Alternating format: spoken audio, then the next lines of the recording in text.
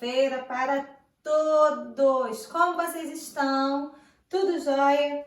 Tudo bem? Tudo ótimo? Tudo beleza? Estou à espera dos trabalhos. Não se esqueçam, hein?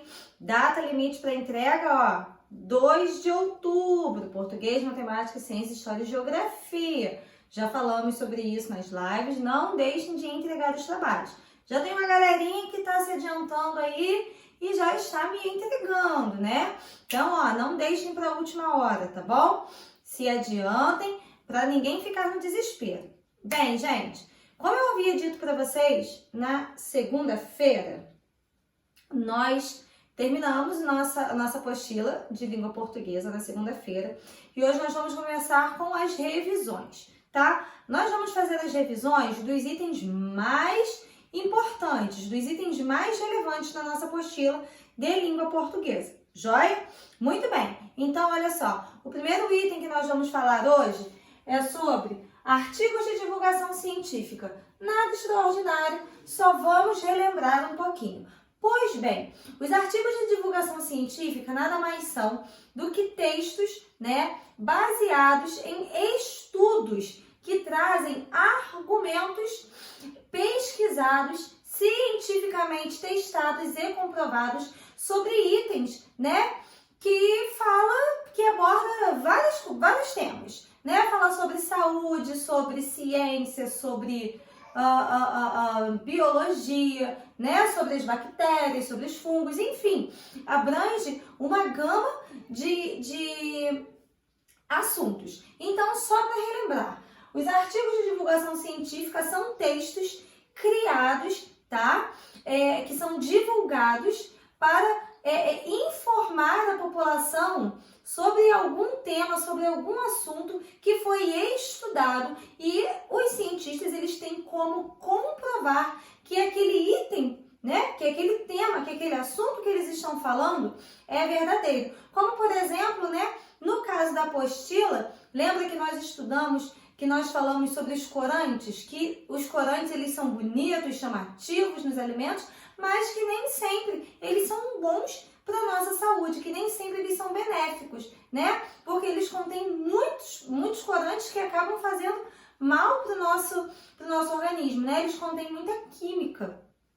E isso acaba fazendo mal para o nosso organismo. Assim como nós temos aí colegas que têm alergia a corantes, a alimentos com corantes, porque eles não fazem bem para o nosso organismo. Joia? Bem, primeiro item já foi, tá? Só para refrescar a cabecinha de vocês. Segundo item que nós vamos falar, palavras primitivas e palavras derivadas.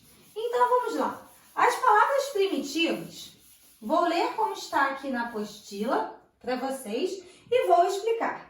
Palavras primitivas são aquelas que não vieram de nenhuma outra palavra. Então, ou seja, são palavras que não vieram, que não tem um prefixo e que não tem um sufixo. Que é, por exemplo, a palavra. Por exemplo, quando eu falo flor, né? Flor. Quando eu falo a palavra flor, essa palavra, ela não veio de lugar nenhum, né? Assim, ela não veio derivada de, por exemplo, floricultura, né? Então, flor é uma palavra primitiva. Capaz é uma palavra primitiva. Por quê? Porque ela não veio de nenhum outro lugar, ela não tem um prefixo, ela não tem um sufixo, então é uma palavra primitiva. Então, eu vou escrever aqui, ó, primitiva.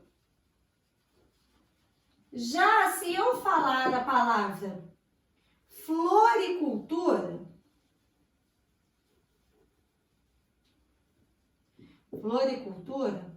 é uma palavra derivada. Por quê que floricultura é uma palavra derivada? Porque ela veio da palavra flor. Então, primitiva é aquela palavra, né, que não veio de nenhuma outra palavra.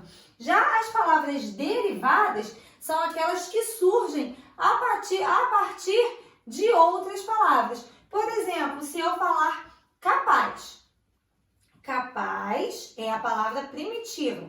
A palavra incapaz já é uma palavra derivada, porque eu usei o prefixo in, certo? Então, o primitivo é aquela palavra que tem a sua própria origem e a palavra derivada é aquela palavra que se originou baseada em uma outra palavra. Joia? Nós já vimos isso, certo? Aí, eu tenho aqui sufixo e prefixo. Gente, nós estudamos isso, eu acho que ficou muito claro para todo mundo, né? Sufixo é o que vem antes do radical, ou seja, aquela palavra principal é o que vem antes. E prefixo é o que vai depois. E prefixo é o que vem antes. Desculpa, tia Débora confundiu. Então, só, ó, prefixo é o que vem antes do radical e sufixo é o que vai depois do radical, tá bom? Então, por exemplo, se eu falar a palavra igual,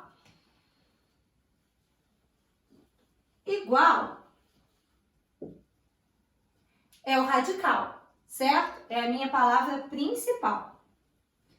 Aí, se eu falar assim, desigual,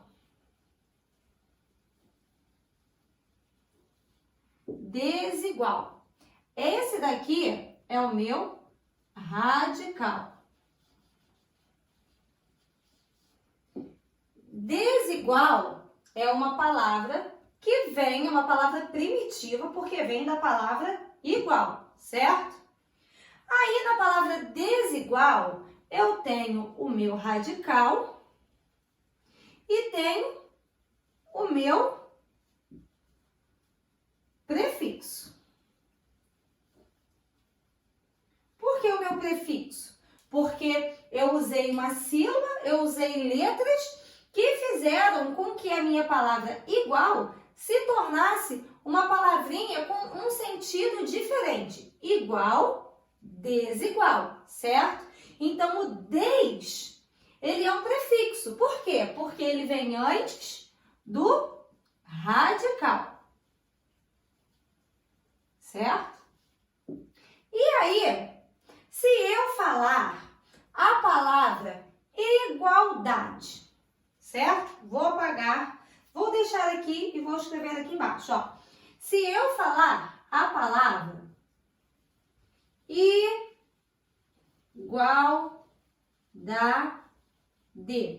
falei a palavra igualdade, certo? Muito bem. Aí, já o meu radical na palavra igualdade, ele está no início. E o dade é o meu sufixo. Por quê?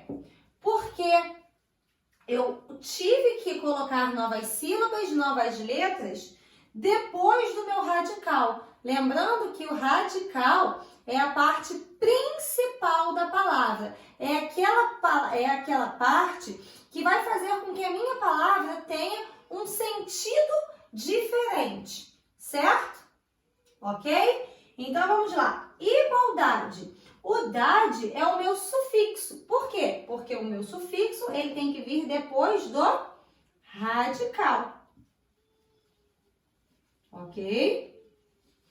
E já no prefixo, são sílabas ou letras, né, que vão se juntar com o radical e vão formar uma nova palavra com sentidos diferentes. Desigual. Então, eu já sei que são coisas diferentes. E igualdade, eu sei que são coisas similares, certo?